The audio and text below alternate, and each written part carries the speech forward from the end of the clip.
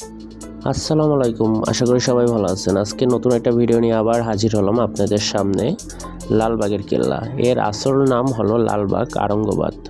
এটি পুরান ঢাকায় বুড়িগঙ্গা নদীর তীরে অবস্থিত।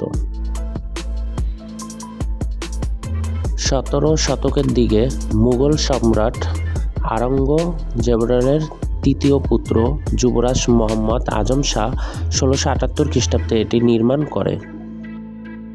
এই লালবাগ কেল্লায় পরীবিবির মাজার আছে, দরবার হল আছে, এছাড়াও 3টি গম্বুজ বিশিষ্ট মসজিদ আছে।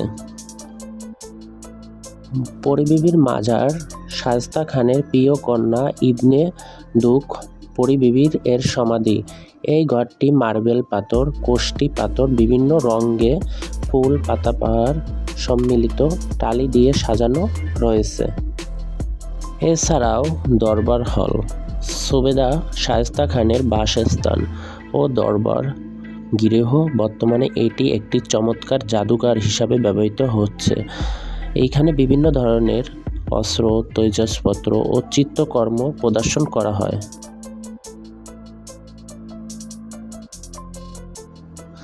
তিনটি গম্বুজ বিশিষ্ট মসজিদ কেল্লার পশ্চিম অংশে অবস্থিত।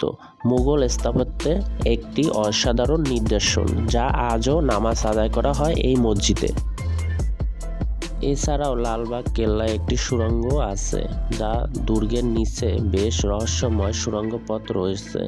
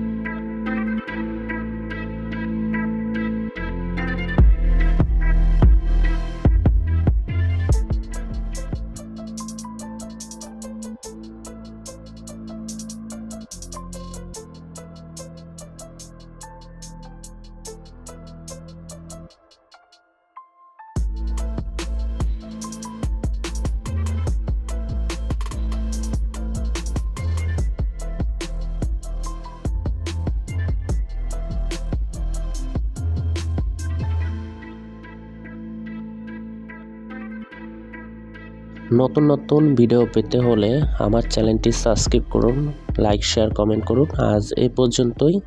আল্লাহ হাফেজ।